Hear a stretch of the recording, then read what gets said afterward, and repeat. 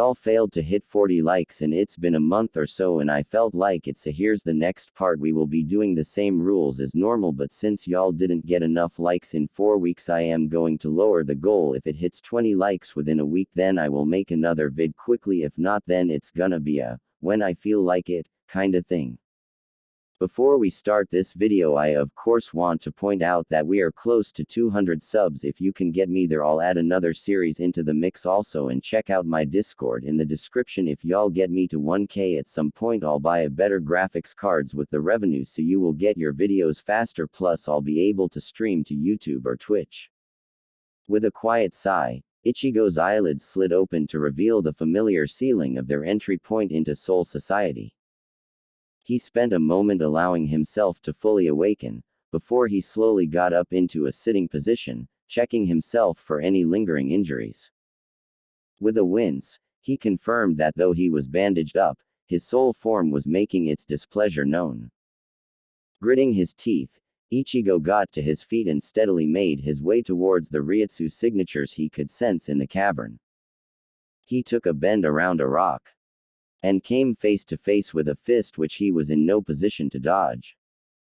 His breath left him as his back met the unforgiving ground, and once he was able to shake off the blow, he looked up into the hard eyes of his best friend, whose bandaged fist was still outstretched.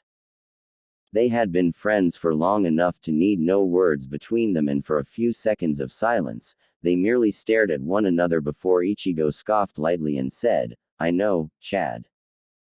With a nod and a grunt, Chad reached out and tugged Ichigo up onto his feet, and from the sidelines, Yoruichi's eyes narrowed in interest as Ichigo's Ryutsu, formerly dull with the taste of grief, focused into the razor-sharp edge of determination, and when feline eyes met Ichigo's gaze, they found hazel orbs with a faint bluish hue in them, reeking of nothing but unyielding will. "Yoruichi-san, please tell us everything you know about the captains." And here, he flicked a glance at Chad, before tacking on, "And their lieutenants as well." After a moment of silence, Yoruichi leapt up and said, "If I'm going to be talking so much, I better get comfortable." And before the teen's surprised eyes, the black cat began to glow.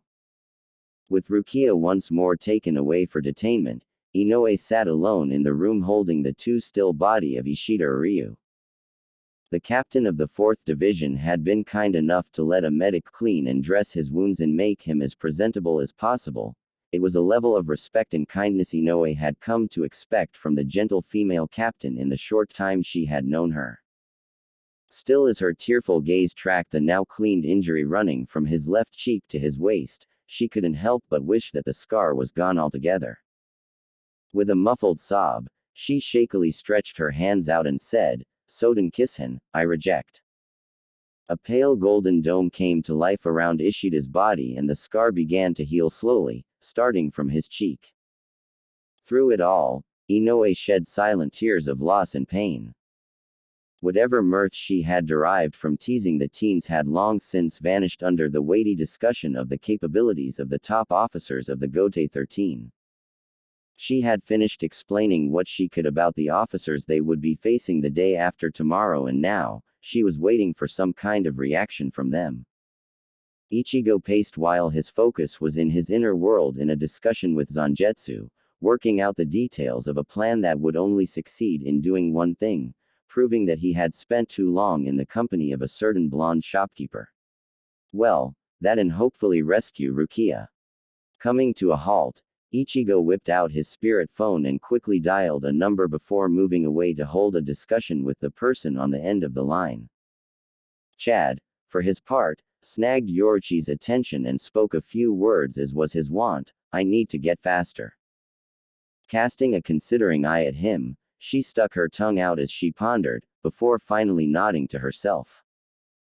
Chad's eyes widened even as his body was already moving backwards, with his right arm coming up in a block as his danger senses suddenly went haywire. Even if he had reacted long before his senses had picked up on the incoming attack, he could never have gotten away in time. With a startled whoosh of breath, he plowed through one of the rocks in the training grounds, reducing it to so much rubble and dust. Quick as a flash, he was back on his feet with his powerful fist tearing through the air beside his opponent's face, close enough that he actually brushed her ear. Grinning at the surprisingly close counter, Yoruichi reached out and grasped his arm before he could retract it, and Chad had no time to think as he was flipped and subsequently smashed back into the floor hard enough for even him to feel it. Once his blurred vision cleared, he was able to see the dark-skinned former captain bent over him with a challenging smile on her face, a challenge he would have gladly answered if Ichigo hadn't spoken up from right next to them. As Ichigo spoke his one question, Chad could only take comfort at the fact that Yoruichi's twitch clearly showed that he wasn't the only one who had failed to notice his friend's approach. "Yoruichi-san, how fast are you?" Aizen Sosuke hummed to himself while he placed the last of the research books back onto the towering bookshelves in the underground archives room he currently occupied. Nothing. Countless days searching for a different way to extract his prize had yielded no results. While deep in thought, he felt another tremor rack his frame and he gritted his teeth as he wrote it out. They had been getting progressively more distracting as of late. A little over a week ago, while he had been preparing some things for his men for their mission, he had found himself doubled over and gasping for breath as pain like he had not felt in decades assaulted his soul, searing him to the core. He had actually passed out in his office and come around to find the worried face of his blind accomplice. He had wasted no time in smoothly collecting his composure and deflecting all questions aimed his way, benign as they may have been. Being weak was not something Aizen Sosuke did. Some investigation had revealed that the Hogyoku, which he had taken to constantly carrying on his person, had woken up again for the first time in over a century for no apparent reason that he could detect. He could only form theories about the cause, and they all inevitably led back to the now infamous Karakura town and a certain infuriating shopkeeper. Regardless, the fact was that at the time of its awakening, he had been the closest thing to the Hogyoku, something he had avoided doing the first time over a century ago, and as such, he had been the most convenient source of sustenance nearby. The godly orb had taken something from him that day, but as was the nature of the construct, he had forgotten that he had ever possessed it in the first place. And so, without ever knowing it, Aizen Sosuke was somehow less than he had been about a week ago. Now, he was in a race against time to extract the second Hogyoku from its resting place and finally complete his own creation, thereby placating it once and for all. However, Aizen had made a miscalculation when he had first created the Hogyoku. At the time, he had concluded that the orb was incomplete, and sought out ways to complete it by feeding it the souls and potentials of various individuals in Soul Society. He had never investigated why the Hogyoku had not been created in a perfect form. Urahara Kazuki had done so. Granted, all he had been able to come up with had been theories that he was yet to prove, but he had also discovered something else, something that should have been obvious to both him and Aizen when they created their respective objects. The Hogyoku fulfilled the innermost desires of its wielder's heart. At the time of its creation, Aizen had desired to transcend all his limits and attain godhood, no matter the costs. Kazuki had merely sought to break the boundaries between contrasting beings, hollows and Shinigami. Their individual orbs had taken on aspects which reflected the purposes of their creation, and thus, in what was perhaps a quirk of fate, Aizen's Hogyoku was just the tiniest bit more ruthless than its other twin, ruthless enough to even bite the hand that fed it. That wasn't all. Kazuki had only ever really used his own Hogyoku once, about a century ago when he had been racing against time to save the lives of various officers of the Gotei 13. Aizen, however, had been spawning Urankar for years. His Hogyoku was significantly more depleted than Kisuke's. He sighed to himself as he turned away from the shelves which could reveal no answers, and began to make his way towards the 12th division for one last try. Well, Kuretsuchi Taicho should be getting the news now. Jin is such a bright young man, dangling the Quincy as bait to get Mayuri out of his division. Silence descended on the group once Ichigo had finished outlining his plan. Beside him, Chad was locked in contemplative silence, wondering at just how crazy his best friend could be sometimes. For her part, Yoruichi's mind was experiencing something of a shutdown as she just about boggled at the sheer brilliance of Ichigo's plan. Granted, it was not without its difficulties and potential pitfalls, but it was as complex as it was simple and just frighteningly possible. Shaking off her preoccupation, she nodded to herself and said, "Okay, we'll try this your way, since it wouldn't really be changing much, it would just be something of an insurance, but first." And at that, she pulled out life-sized cutout of a featureless person, before continuing, "I don't know if you know this, but Zanpakuto have 2 releases." Preempting her speech, Ichigo cut in. "Shikai and Bankai." Pleased at his knowledge, she said, "Good, if you know that, then you must know how long it would normally take to attain Bankai, mainly because it requires the materialization of the persons." Slowly, she trailed off as with a swirl of fluid darkness, a tall older man was suddenly standing just behind Ichigo, somehow lending the impression of a guardian sheltering his charge.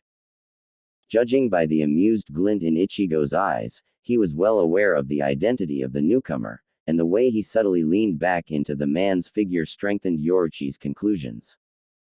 Releasing the breath she had been holding, she marveled to herself even as she shook her head. "I really should have known better by now." Focusing on the piercing gaze ineffectively hidden behind the man's shades, Yoruichi said, "Well then, I'm sure I can leave the rest to you, Zangetsu." No words were needed as a slow incline of the head was all it took to have Yoruichi rapidly focusing on the next item on the agenda. "Good. Then I'll be leaving now. Sato-kun, you'll be coming with me. We'll see if we can't get your speed up significantly." With a flutter of orange and purple, she appeared beside Chad and then, in the next breath, they were gone. Ichigo inhaled, held it in, then exhaled, and with that breath, he let go of all the troubles and worries of the future and rooted himself in the now. He turned to meet the eyes of his most faithful companion, and when he did, he knew what kind of lesson, for it could be nothing else, this was going to be. In perfect silence and synchrony, they both drew their blades and began to dance. Craters sprung into existence as the 2 titans unleashed their full might with an explosive start. There was no time for exploratory attacks and teasing lunges, this was full-scale war between the orange-haired teen and his sable-haired counterpart.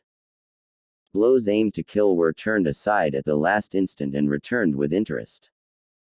Blistering discharges of powerful Kido spells rewrote the landscape of the extensive training grounds as small hills were reduced to smoking valleys. Through it all, Ichigo forgot all about Rukia, and Inoue, and Chad, and Ishida, and the mission, and Soul Society, everything. He possessed only one thought, breathed only purpose, embodied only one principal cut. As their blades, shaped like the lethally elegant cleavers of his Shikai, crashed into one another, he heard another voice in the stillness of his being. A mantra, repeated constantly, until there was no space for anything else. He lost all sensation of time and mortality and pain and weakness as the words from the voice became the very essence of his existence.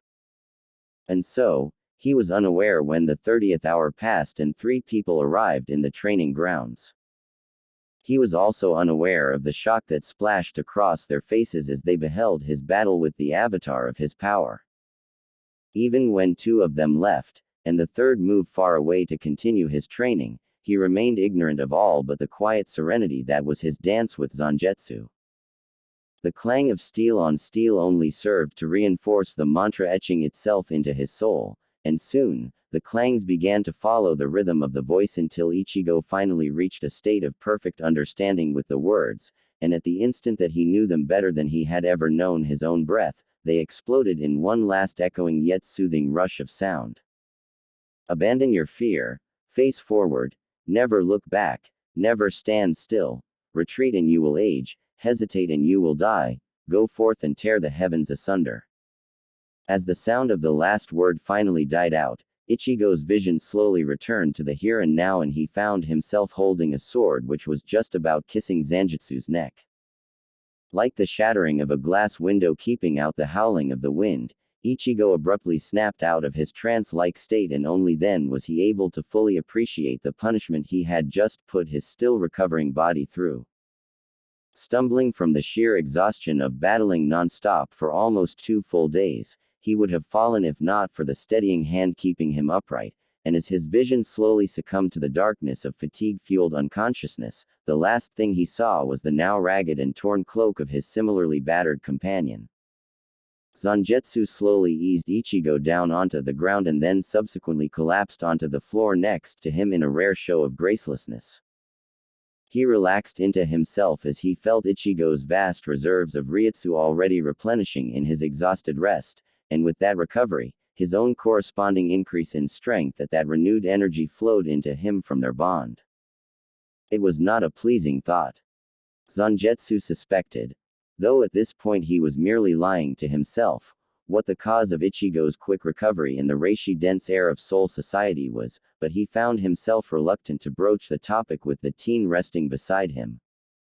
Still, while a huge part of him was elated at Ichigo's success after a mere 2 days, it was only a part of him, no matter how huge. Another much smaller part was not of the same temperament.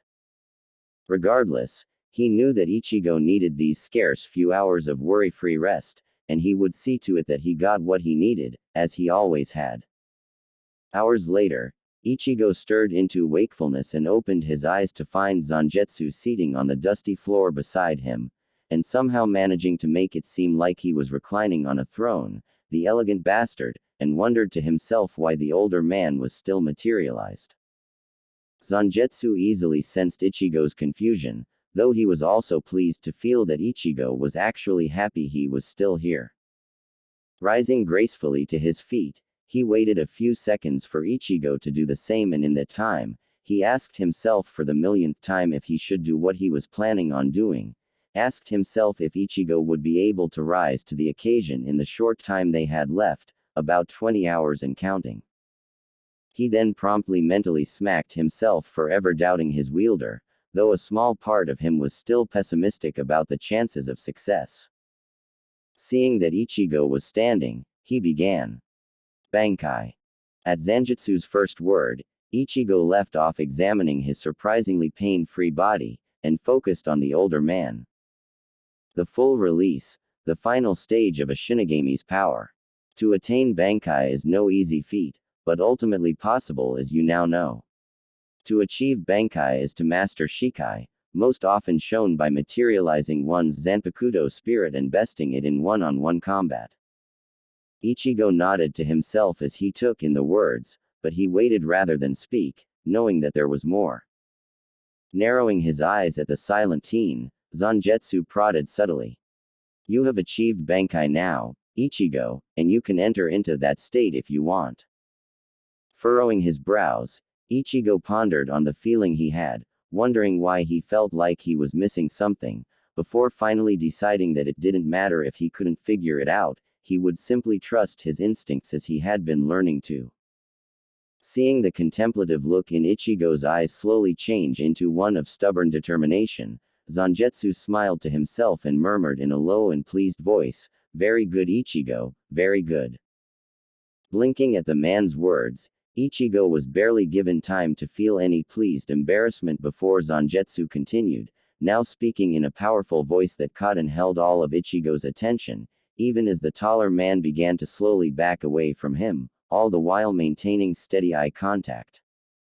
Achieving Bankai is the easy part, Ichigo, merely defeating a manifestation of the user's Shikai, and yet, it is where most people would stop, where they would cease to advance.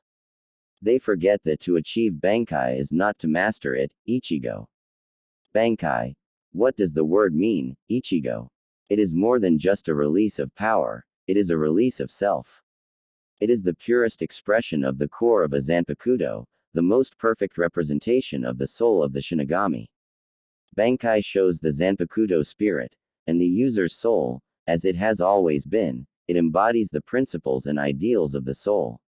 It is perfect harmony, perfect balance between Shinigami and Zanpakuto, a union where they become one, and thus able to achieve everything that was previously out of their reach. Ichigo didn't know it, and really, neither did Zangetsu, but Zangetsu's words held far more importance than either of them could know at that time. In his zeal to communicate to his wielder the importance of the full release, he had touched on concepts so profound that they were known only by few other people, one of whom was not a Shinigami.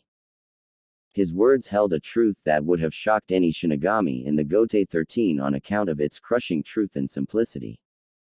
One could see the truth in the various Zanpakuto in Soul Society. For instance, take the captain of the 2nd Division as an example. Her Shikai was one that killed an enemy in 2 blows. Essentially, it was a power that only allowed one chance of failure, one mistake, there were no second chances with her. It showed the standard she held everyone else to, but her Bankai showed the standard she held herself to. Jakuho Reikobin, a weapon that kills in one strike, one that offers no room for failure. In a similar vein, every Zanpakuto reflected the core of its wielder, in its Shikai, but much more purely so in its Bankai. And Zangetsu was no different. The full release, Bankai. For such a softly spoken word, it sure had a lot of effect. With absolutely zero warning, the entire cavern that Ichigo was standing in trembled as the air around Zangetsu was ripped apart at the sudden explosion of power. Ichigo was too mesmerized to even flinch at the wave of sound and power, so much power, that swept past him. A wave of darkness so potent the light seemed to quaver before it followed close on the heels of the wave of sound, and with barely a breath, Ichigo found himself staring at what looked to be the night sky, he could even make out a full moon. And then with a rushing sound, the vision cleared from his eyes and he was staring at another figure where Zangetsu had once stood. The new man, though, maybe teen would be more fitting, was a little shorter than Ichigo and even slighter in form. He had his head down so Ichigo couldn't make out his face, but he didn't let that deter him from taking in the figure in its entirety. As his eyes swept from the bottom of the person's feet to the top of their bowed head, he found himself almost alarmed at what he was seeing. The person was still. Too still. Slowly, the head came up, and when Ichigo met his eyes, he cursed, "Shit." A sonic boom. A flash of black. Blood in the air. Renji drew to a halt outside the cells of his division, and peered into their gloomy depths. He sighed wearily at what he found. With just a few hours more till her execution, Rukia was a wreck. Gone was any trace of the straight-backed resolute woman who had stared down Kuchiki Byakuya, and in her place was this desolate and sad person. He wondered if the death of her friend had done this to her, or maybe it was the shattered hope of a foiled escape, or maybe it was both. Once again, he sighed to himself and wondered if there were any words he could say that would not come out as trite and transparent in their selfish desire to relieve him of the guilt festering in his chest. He was powerless. Years ago he had promised to gain the strength needed to stand beside Rukia and follow wherever she went, but once again he was left only looking at her back as she was led someplace he could not follow. He had failed. He had known Rukia for years, decades, and yet it had not been him who had almost gotten her out. Instead it had been a young human child who had only known her for a few months. He acknowledged that the small part which hated Kurosaki Ichigo was merely trying to shy away from the truth that he hated himself. Still, no matter how much self-loathing he was feeling at the moment, he knew it paled in comparison to another's, and here, he flicked his gaze at the desk which had been relocated to the room with the best view of the cell. Kuchiki Byakuya steadily worked away at his paperwork. A day earlier, Renji would have been after his superior's case using all the passive-aggressive tactics he had been forced to pick up in the 6th Division, but when they had gotten the news of Rukia's near escape and brush with death, he had glimpsed, for a breathtaking instant, the turbulent storm of emotions under the mask of the Kuchiki head. And it had been in that moment, as he looked on the face of Kuchiki Byakuya the older brother, that he had finally managed to let go of the hate he had harbored towards his captain for doing nothing. At the moment that the serf of the Kuchiki household had delivered the message, Byakuya had looked like a man who had just gambled everything on a long shot, and lost. It was then, as the emotion flashed lightning quick across his captain's face, that Renji had a moment of painful realization. The only time that Rukia could have escaped would have been just before he had gone to her before getting called to the lieutenant's meeting.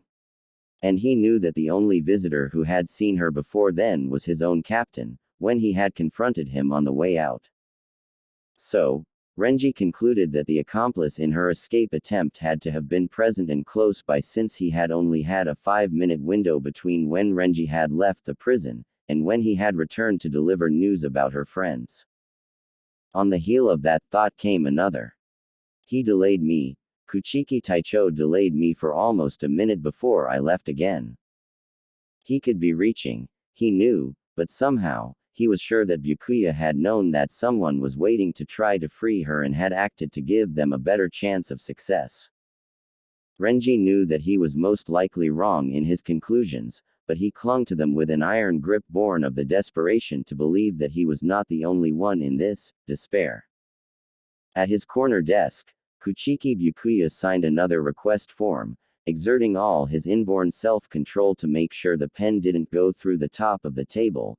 Again, he had barely managed to switch out the last desk before anyone noticed. Both men, in their preoccupation, never noticed the huge shadow slinking away from the room and then disappearing from the division altogether. Gah! Ichigo could do nothing to keep in his cry of pain as he once more plowed into the ground at bone-jarring speed. However, he had already learned from his previous mistake and was already rolling out of the way.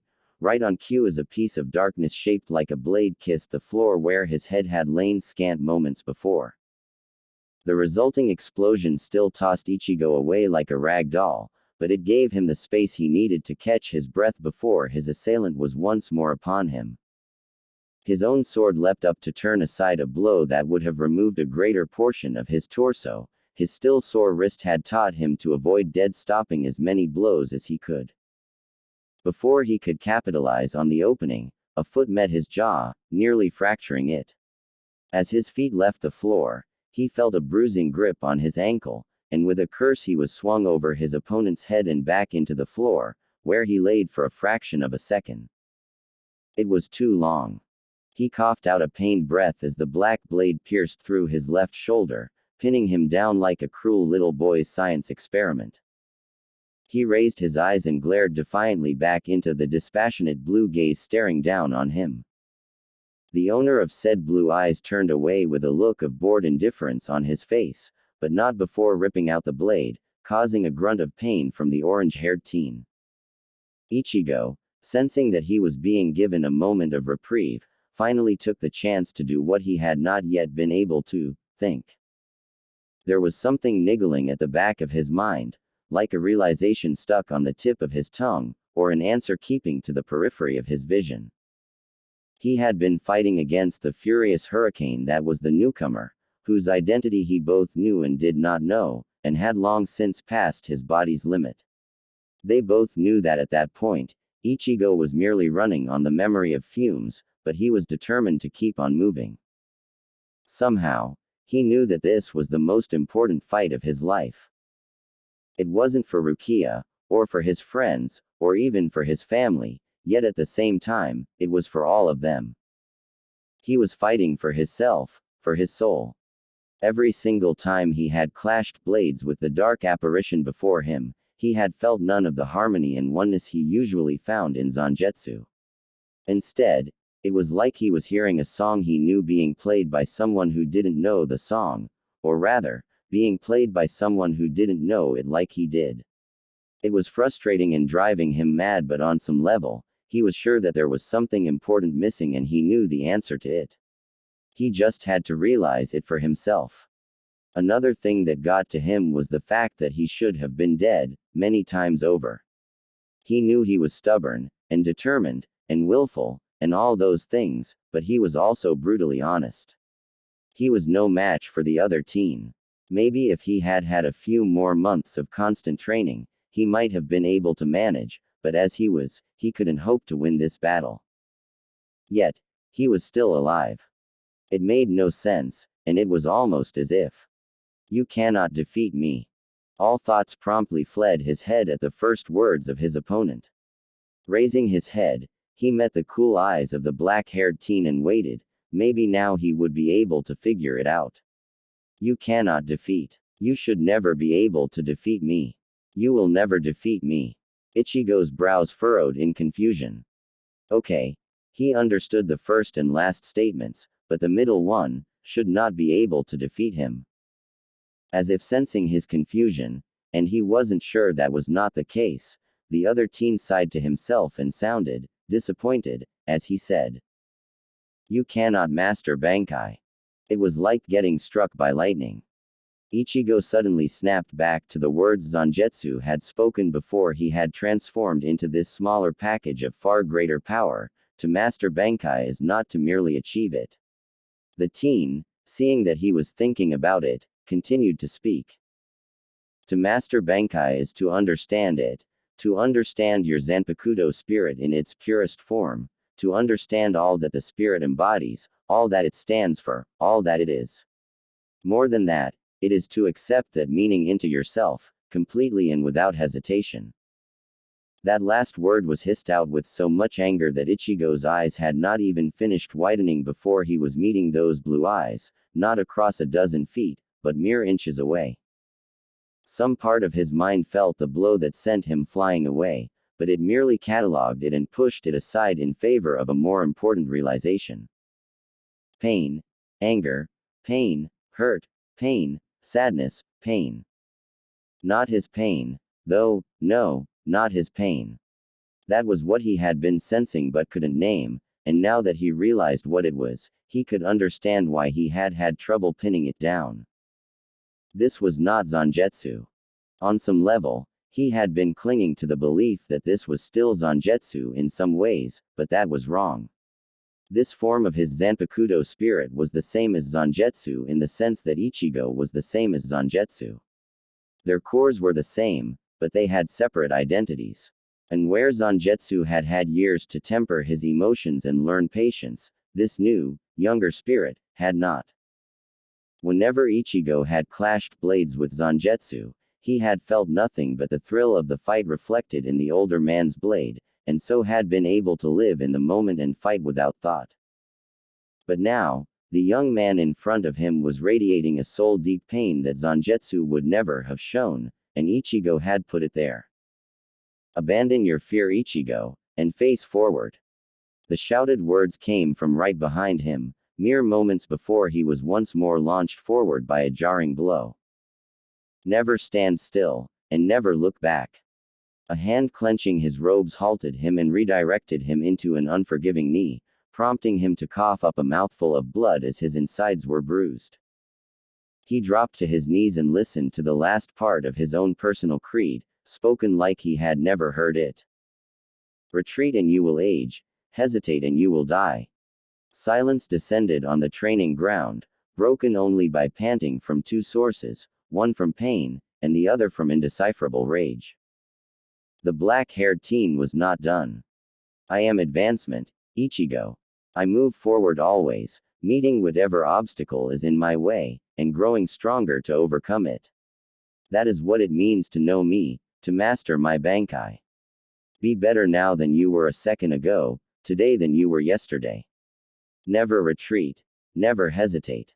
No matter what doubts try to drag you down, never despair. No matter what obstacles try to bar your path, never turn back in defeat. You cannot defeat me, Ichigo, because you should never defeat me, because to defeat me means to defeat yourself, to stop advancing, to age, to die."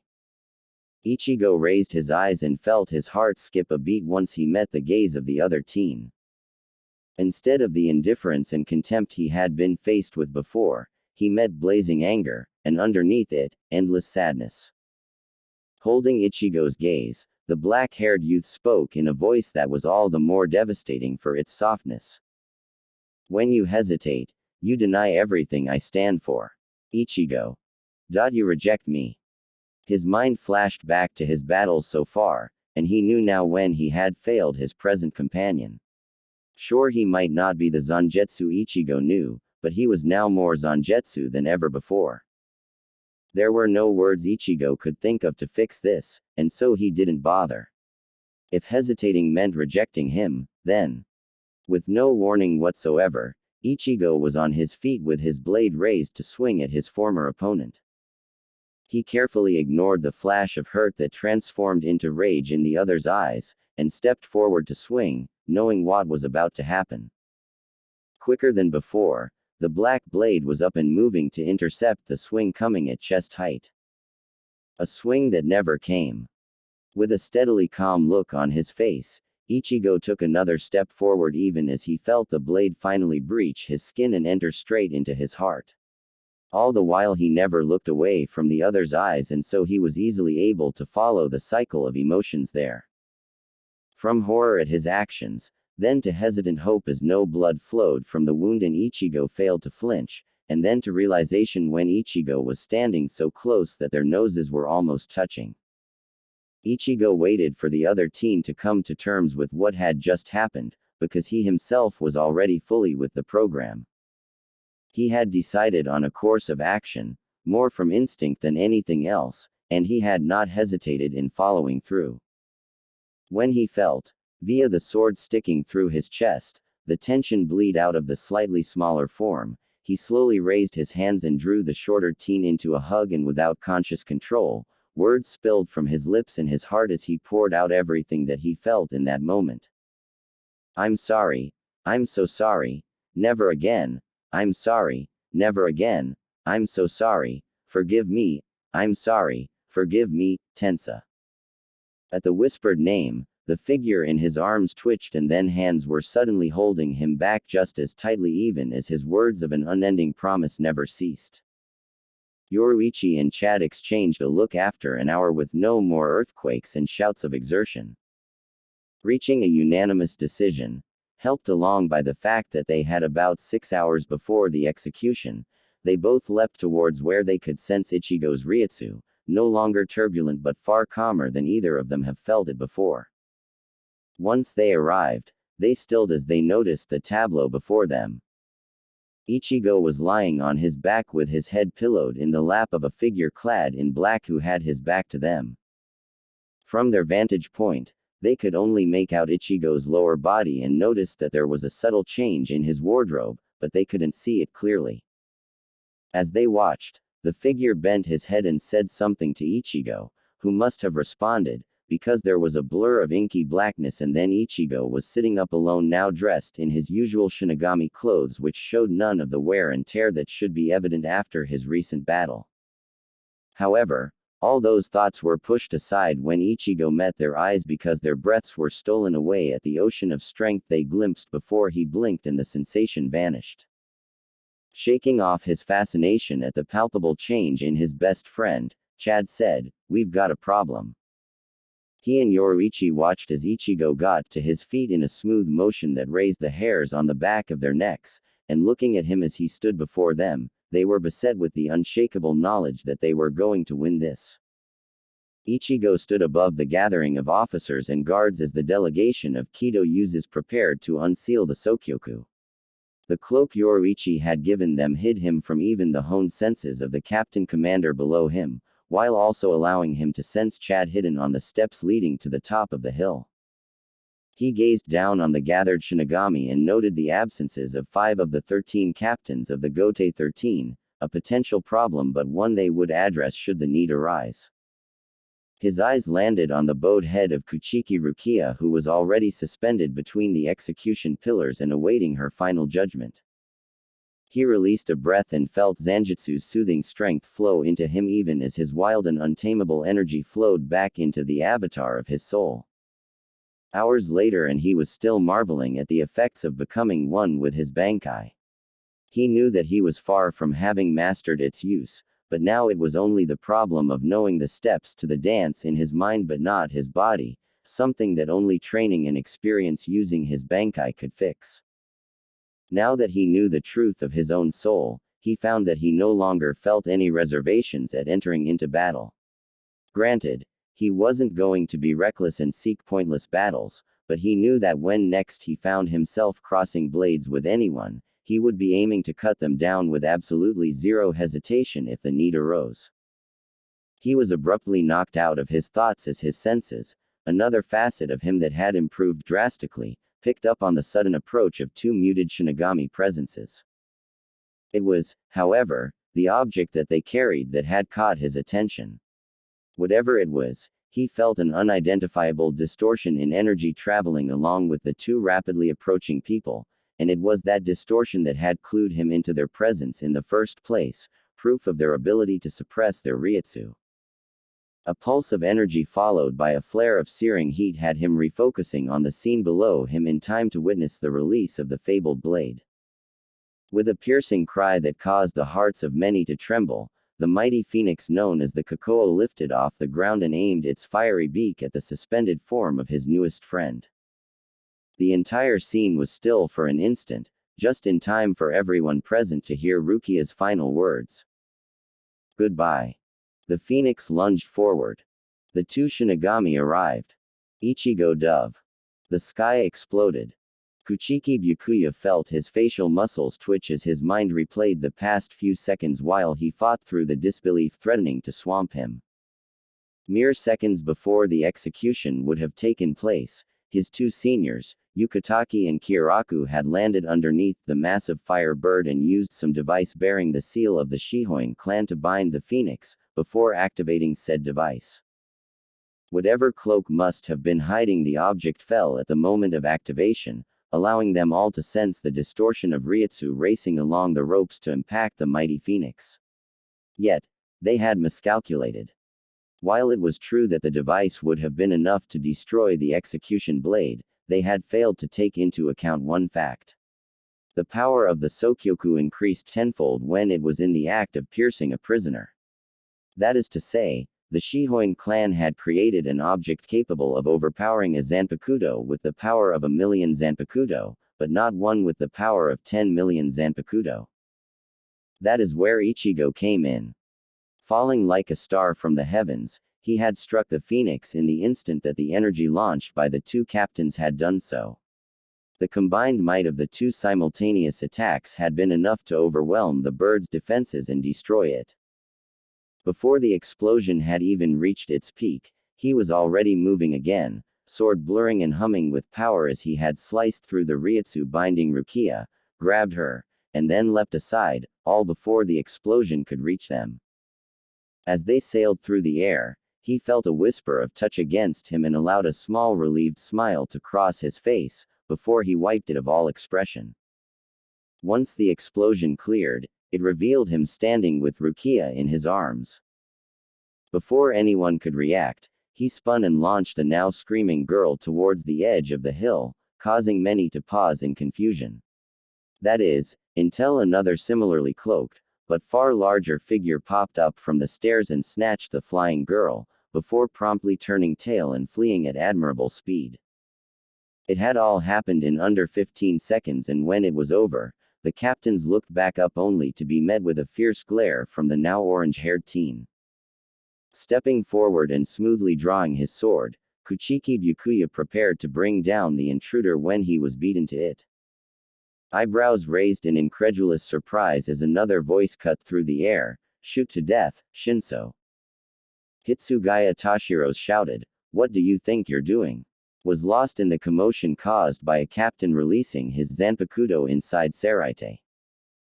Ichigo, armed with the knowledge that he was staring at Ishida's killer, merely tilted his head to avoid the rapidly extended blade, and the instant his senses registered the blade retracting, he coated his fingers in a dense layer of Ryutsu and pinched the flat sides of the sword between unyielding fingers. Jin wore an almost comical look of surprise on his face as he found himself sailing towards the airborne teen instead of having his sword retract. In an instant he was close enough to lash out with a palm thrust, which Ichigo deftly avoided by moving the blade in his grip and thus altering the path of Jin's assault, and then wasting no time, he slammed a punishing kick into Jin's side, sending him sailing away from the hill. The gathered captains watched as Ichigo gave chase, leaving a tense silence behind. Into the silence, Shunsui said, "Well, I guess that's our cue," and promptly vanished with his best friend and his lieutenant. Ancient eyes followed their blazing fast path before their owner also disappeared, not a whisper or trace to indicate where he had gone. Now left alone on the hill, the captains of the 4th, 6th, 7th, and 10th divisions wondered where that left them, after the confusion of the recent rapid exits. Chad kept his breath even as he continually flickered from place to place, always just a scant inch ahead of the peculiar Ryutsu signature chasing him. He made sure to keep his cargo away from any possible potshots by cutting off any possible line of sight from their backs. It was taking all his concentration to maintain his current speed, but the crash course training he had received from the goddess of Flash was paying its dividends as he listened to the grunt of frustration his pursuer released as he performed a tricky maneuver that left him behind his pursuer and rapidly accelerating away with no pause in his movement. It was only thanks to Yoruichi's penchant for ambushing him that he flinched as he took the next turn and thus avoided the sword that had been thrust at the place where his throat would have been. With no drop in his speed, he lashed out with a fist, not even blinking when the new obstacle smoothly wove away from it, that had not been his target. He sensed his opponent's surprise as his fist pulverized the building next to him, launching several chunks of rubble at alarming speeds everywhere except at Chad and thus buying him enough time to leap away and resume his attempts at escape now that he had avoided the imminent flanking maneuver. The smile had left Jin's face mere minutes into the battle he was locked in as his opponent once more slid past a skewer aimed at his stomach and then returned with a flurry of slashes and jabs that Jin also managed to avoid. Though they had only been fighting for a few minutes, Jin had learned a few painful lessons. For instance, he should avoid using his Shikai unless he was sure he could retract it when it inevitably missed in time to defend against the brutal counterattack that would be headed his way. Also, although he prided himself on his cunning in battle, he was finding that the kid who was a fraction of his age was outmatching him in sheer battle adaptability. A burning line across his ribs let him know that his fierce opponent had once more managed to get under his guard. Maybe I went too far with the kid's friend. He tisked to himself once he realized that he would have to gamble if he wanted to take back the lead in this battle. Drawing his opponent into an exchange of blows, he left an opening that was too tempting to avoid even if the other knew it was a trap. And as Jin felt the blade opening up a gash in his left arm, he struck a fatal blow. Well, at least, it would have been fatal if he hadn't been forced to disengage at the last instant. The humming blue arrow still took off a few strands of his lavender hair. His slitted eyes watched as the orange-haired kid froze and turned to the side where he knew another one of those school children would be. Ishida didn't even give Ichigo time to comment before he brusquely said, "Go, Kurosaki, I'll take this guy.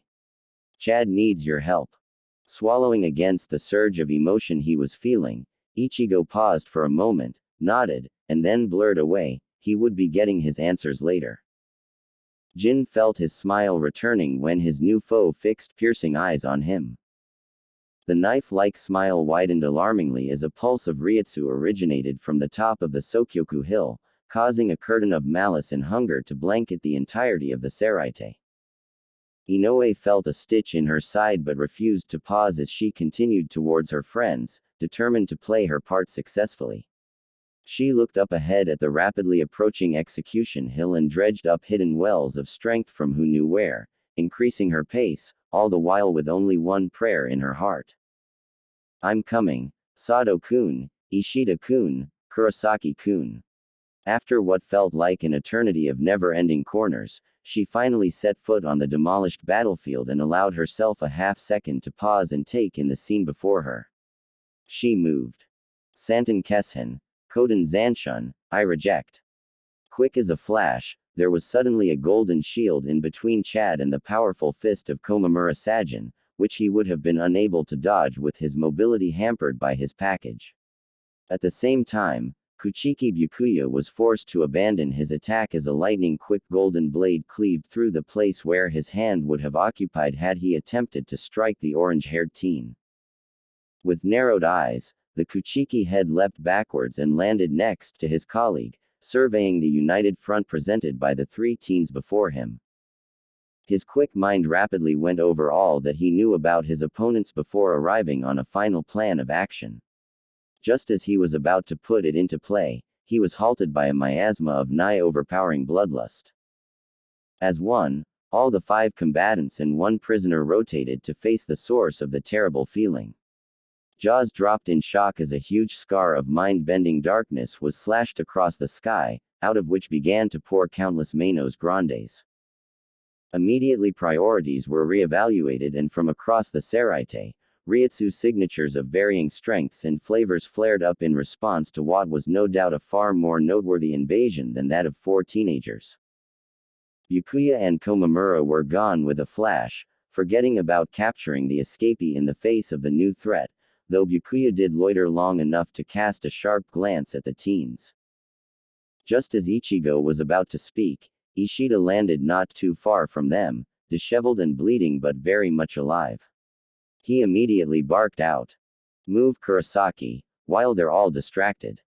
With a nod, Ichigo scooped up Orihime, who was too bewildered to be embarrassed, and immediately, all 5 criminals were poised on the verge of fleeing when Chad suddenly grunted in pain and then went flying through the air. Ichigo, who was the only one who had managed to track the attacker, was only able to see a flicker of a captain's haori, before the assailant was gone just as quickly as he had come, along with Rukia. Katetsu Azane tightened the grip on her sword as she fought to keep from trembling in fear. In front of her, her captain stood with zen-like calm next to the tense captain of the 10th Division. Around them, a horde of Manos Grandes peered down from their towering heights, all standing in eerie silence. She had lost count at about 120. Then, from out of nowhere, 4 people arrived on the hill, but that was not the noteworthy thing. The hollows had made way for them. She felt herself paling as she met the kind eyes of the captain of the 5th Division, flanked by the captains of the 3rd and 9th, and holding the limp form of Kuchiki Rukia in his hand. Her captain's serene voice managed to snap her out of her state of terror, enough to realize what she was supposed to do. And so, while her mother figure spoke, she began to work with infinite care, making sure that no one present noticed what she was doing.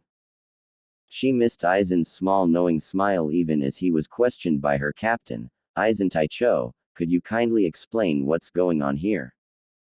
Across Seraite, Shinigami lieutenants and captains paused as a voice they all recognized spoke from seemingly right next to them. "Is going on here? I have some time, so I wouldn't mind answering you, Hana Taicho." And then, various people cried out in disbelief as they were all made privy to a treachery, the likes of which they had never seen in all their years. When most of the captains arrived at the execution hill after listening to Aizen's speech, they were met by a wall of Manos Grandes. Normally, they would have been taken care of post-haste, but with the Garganta still open, any one they killed was replenished before they could take out another one. That was until they picked up on the faint sound of buildings crumbling followed by the sound of tinkling bells. A glowing yellow missile of raging Ryutsu crashed into one section of the hollow wall, and promptly erased it from existence, before tearing through the other side and taking out more of the beasts. Not wasting the opportunity, the gathered captains landed on the hill, and stilled at the sight before them. The broken and bleeding form of the diminutive captain of the 10th Division was being tended to by the captain of the 4th, while her lieutenant maintained a keto barrier around them. Melting monuments of ice scattered across the hill told of the small captain's efforts. The unscratched states of the 3 traitors spoke of their futility. Just as Aizen opened his mouth to speak, a barely their draft of warm air blew past the gathered group. It was the only warning. With a primal roar of fury, a wall of almost white flames sprang up around the Sokyoku hill, devouring all the Manos Grandes before leaping into the skies and through the Garganta, where it formed something of a net that charred any further intruder. The flames slowly died out, allowing all to watch the steady and measured progress of the captain commander and his two adoptive sons, as well as their respective lieutenants. The old man's ancient gaze trailed across the pockmarked battlefield and he spoke one word, one command. Explain. Smiling a small smile, Aizen merely took a step forward and began to speak about the Hogyoku and Urahara Kisuke's experiments, their subsequent failure and his ambition. The more they listened, the more they heard the ravings of a madman. Yet they knew they could not act for fear of being disabled by one of the madman's illusions. Unable to take any more of what he was hearing, Komamura Sajin moved to take his best friend to task when he was interrupted by the bespectacled traitor's actions. And so, he hid it in the core of a Shinigami soul, hoping that the Hogyoku would consume all her powers, leaving her a normal soul and thus the perfect keeper of the Hogyoku. Ichigo saw their final destination up ahead and put on one final burst of speed, arriving with his friends in time to witness a sight that would haunt him for years to come. Aizen Sosuke bore the body of a struggling Kuchiki Rukia aloft, before saying in a deceptively kind tone, "I'm sorry, there was no time to find a more refined method." And before the horrified eyes of those gathered, he plunged his glowing hand straight into her chest, before ripping it out, revealing a blood-covered transparent box in which was housed a softly glowing orb, pulsing in a mockery of a heartbeat. In stunned silence, Rukia's body slipped from Aizen's now distracted grip and the sound of her head hitting the floor seemed to echo through the air, while Aizen slipped his prize into the fold of his robes.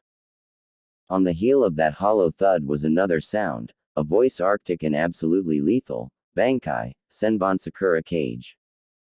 Now Kuchiki Taicho, learn from Hitsugaya Taicho. I'm afraid I have no patience to entertain your attempts at vengeance.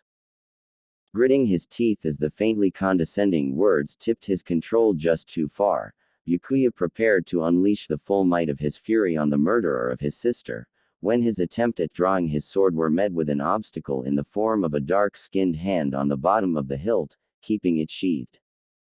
Raising his too blank gaze, he locked eyes with what was about to become a pile of minced meat and felt the breath catch in his throat as he met feline eyes, bearing a rare light of seriousness in them as their owner whispered, "Not now." However, although Byakuya had been halted, he was not the only one who had been about to attack. Bankai. Eyes zeroed in on the stairs leading to the hill and only managed to catch a glimpse of orange before their sight was blocked by an explosion of pitch-black ryotsu tinged with the dark red color of freshly spilled blood. The wave of dark ryotsu washed over the gathered party and eyes gazed upwards to see the night sky in which hung a full luminous moon. And then the wave dispersed, taking with it one breathtaking vision and leaving another. Ichigo raised his head and made sure to lock eyes with the still unruffled 5th Division captain, before he moved. He drew inappropriate amounts of satisfaction from watching those eyes widen in shock as he covered the distance at almost the speed of thought. Ichigo was very fast, but had he had the time to get his body used to his new form, he would have been blindingly fast. Even faster than Ichigo had moved, Aizen drew his sword and swung, not at the place Ichigo seemed to be, but at the place where he detected a black blur, assuming that Ichigo had set a trap for him. He was correct, partially. With a clang of steel on steel, Aizen's sword met the black blade that had been aimed at his side, but his smugness evaporated as the figure halted to reveal the wielder of the blade. Piercing blue eyes smirked back at him from under a head of black hair. A whisper of sound let him know where Ichigo was, and he knew that he would not be able to disengage fast enough to react, and so, he reached out with his free hand, making sure to reinforce it as much as he was able. As Ichigo swung with a shout, his ears picked up another voice, "Getsuga. Bankai. Kamishini no Yari. Tensho." The explosion of Ichigo's Bankai release paled in comparison to his attack. The ground shook, the air trembled, and the captains were forced to release their ryotsu to keep from being swept away by the wave of power. Those present were tense as they waited for the dust to clear. Once it did, they goggled at what they saw. Aizen had been knocked back a few steps away from Ichigo, and he was currently staring in muted shock at his hand, which was bleeding from the gouge carved into it. His tattered and blood-soaked sleeve, as well as his singed and slightly dirty face, showed that while his attempts at shielding himself had worked, he had underestimated the power of the attack. Ichigo panted as the exertions of the past few days took their toll on him. That, coupled with his first-time use of his Bankai in combat, just made the fatigue all the more prevalent.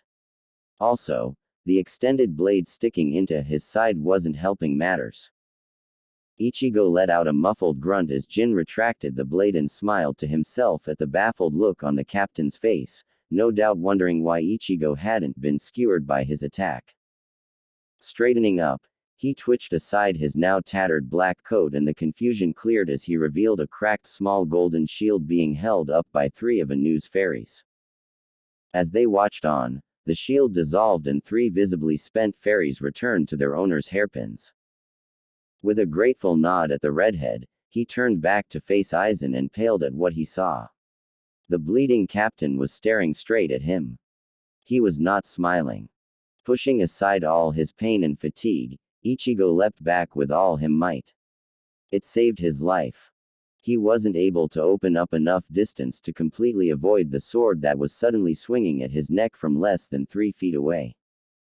However, it was enough distance for a human body to slide in. The sharp edge of the sword met wood and impossibly halted. Aizen stared across a short distance into the closed eyes of the captain commander. He watched as said eyes slowly opened, and whatever he found there sent him blurring backwards, faster than ever before. With Ichigo now standing behind the captain commander, Aizen knew that if he wanted to tear the little upstart apart, he would have to resort to illusions, and just as he was about to do that, his time was up. Golden pillars of negative energy crashed down around him and his accomplices, causing him to hiss in anger, before he forcefully mastered himself. There were no words of smug triumph as he ascended to the demons awaiting his arrival in the sky. Instead, he never moved his blank gaze from Ichigo's own burning brown orbs, until the portal closed fully. As soon as the traitors had vanished, Ichigo was a flurry of motion. In a blink, he had his phone out and by his ear and waited impatiently until he heard it connect. Giving the listener no time whatsoever, he bit out, "My family and friends, now." His panic must have bled through his voice because the person on the other end was more serious than he had ever heard as he replied, "On it." Ignoring his friends now gathered around him along with Yoruichi and the captain commander staring at him nearby, he waited tensely until he heard words that had him slumping in relief even while they were still surrounded by captains. "They're safe." Snapping the phone closed after muttering his thanks to his teacher, he finally became aware of the poorly concealed tension on the hill, made worse by the blank gaze of the 6th Division captain as he stared at the drying puddle of blood in which lay his sister's corpse. Turning away from the morbid sight, Ichigo was distracted by a rough voice saying his name, Kurosaki Ichigo. Immediately, the focus of those gathered sharpened on the captain commander and the orange-haired teen as they faced off. Then without warning, the teens collapsed to their knees as a mind-boggling pressure slammed into them.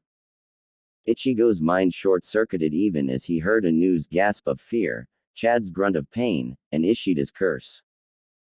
Behind the old man, the other captains watched on as the intruders were slowly being crushed by the incredible spiritual pressure of their leader.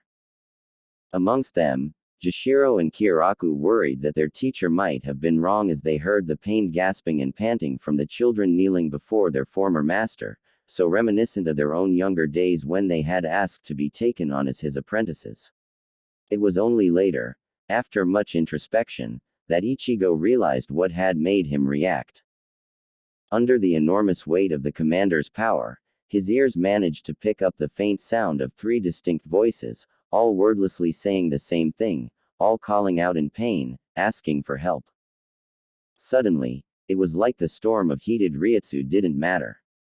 He felt it, scorching his skin and very soul and threatening to turn him to ash, but he ignored it. He dove deep into himself, deeper than he had in any of his meditations, and then he pulled. Years after the event, when stories were told, they would all begin the same way. It was around midday when night fell across Seoul society. Completely different from when Ichigo's Ryutsu had left the sensation of a moonlit night, this time, the sun was completely blotted out and the skies painted black as Ichigo's Ryutsu surged past whatever limits it had been under before. A literally immeasurable distance away, sharp eyes observed the glowing orb in front of them, before their owner hummed in interest. Under the cover of the new night sky, the Karakura teens realized that they could now draw a breath without feeling like their lungs were staging a revolt. As one, they raised their heads from where they had been pressed into the floor and beheld a marvelous sight. Ichigo stood tall before them, long black coat billowing in the wind kicked up by the Ryutsu storm, and a red-tinged softly glowing black outline around his figure. Across from him, the captain commander stood in the center of an inferno as Ichigo's paradoxically luminous black Ryutsu clashed with his ancient molten power. When it seemed like the clash of power would destroy the very ground they all stood on, both sources of Ryutsu abruptly cut off, the captain commander's because he had seen what he wanted, and Ichigo's because he had finally passed out. As Ichigo collapsed forward, a dark-skinned figure caught him and the last thing his eyes saw was a small white-clad person running towards him from the stairs leading to the hill, crying out a single name. Ichigo. It had worked. Anyways, I'ma stop y'all here. Check out my Twitch through my Discord, link is in the description.